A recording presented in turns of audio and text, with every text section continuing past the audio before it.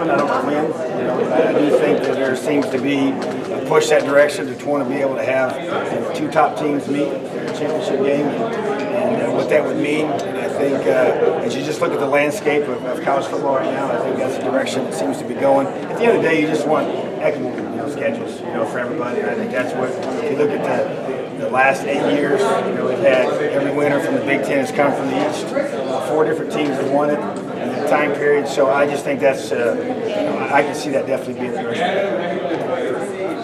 What's just the health of the team at this point, basically? Yeah, I think compared to last year, we lost several guys, unfortunately, during spring ball a year ago, and we came out of spring ball healthy, which was huge. That's a big part of this. We went through and evaluated everything from the offseason a year ago to what we might have done to cause some of those injuries, trying to make some changes with all that. So far that's been very positive. So I'm really excited. Our guys will be coming back here this weekend to be able to get back on campus and ready for the summertime. So excited about our guys, excited about the health of the team and all the new faces. Who are some guys that missed spring that you expect to be? Yeah, Taiwan Mullen did not practice much. Devon Madsen didn't practice much. Those guys will be back full speed.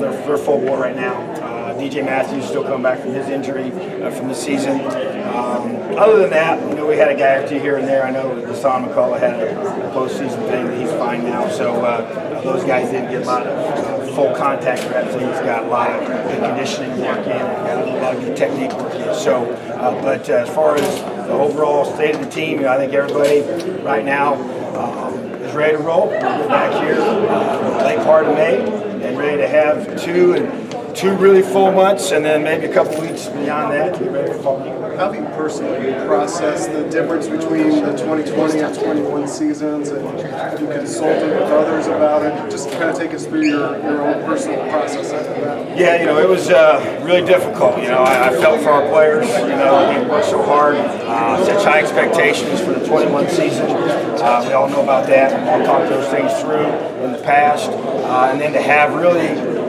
the opposite of what you kind of expected to have happen. And we play in a tough league, and the margin for error is very, very fine. And so you just, you try and go through and you do a lot of self-evaluation about where we are, what we did, if there's anything we could have done to prevent it, all the injuries we had. You can't do anything about it. We just play a tough schedule. We get that. We knew that ahead of time. That wasn't any surprise. But you got to find a way to win some of those close games. So you go through and evaluate schematically what you're doing.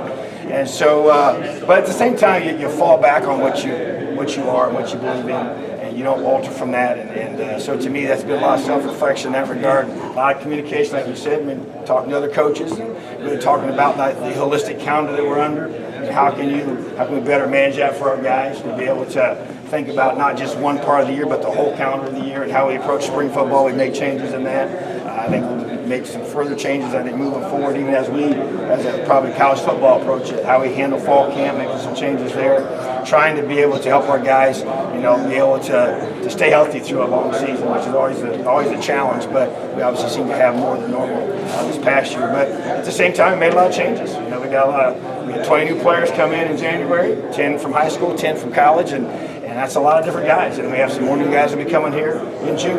And so we got 5 new coaches. That's a lot of new coaches, So we've had a lot of changes this offseason. So with that change, that excites me for new ideas, new things, new ways of doing things, and opportunities for us to get better. So for me, it's really about evaluating what we were doing, making changes from that evaluation, and then pressing on. Hey, Coach, going into the summer, what position group do you feel is the strongest? What position group do you feel has the most to go heading into the summer? If I just had to pick one, and the strength of our team, I would say it's secondary. Just the number of guys coming back. I know some of those guys got injured a year ago, but those guys will all be back 100% healthy. And I just looked at the talent back there in the secondary, the experience in the secondary.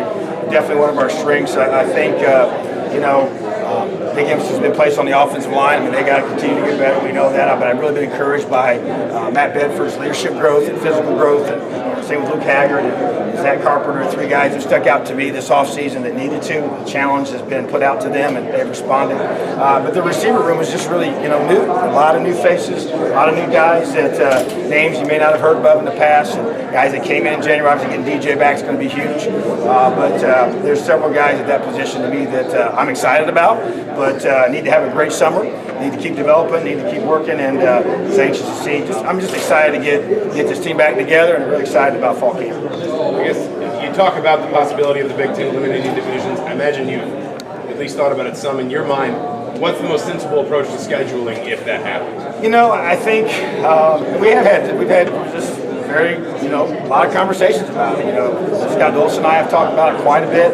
I think the most sensible thing to do with the size of our conference is to maybe have a couple that you play all the time, to kind of be able to uphold the rivalries. Now, that's a big deal for our conference. There's a lot of really strong rivalries that you want to see continue. And then to be able to just have a rotating schedule to where, if a young man comes to play for Indiana, in the course of his career, he will be able to go to every single stadium and play at all those places. And there's places that we still haven't played at, since I've been here. So I just think that the bottom line is that you just still have an equitable schedule that they can, and they've given some samples out to us, and for us to be able to see what that would look like to our administration. So bottom line is that it's very, very feasible. But I do think that it seems to be going the direction of maybe a couple that you would have constantly when you play, no matter what division they would have been in the past, and then you play those two teams, and then the rest of them rotate on an equitable basis. Do you see that? I guess. Sorry, one phone. Do you see it staying at 9? I think so. Yeah, that part I think, and I see some maybe other.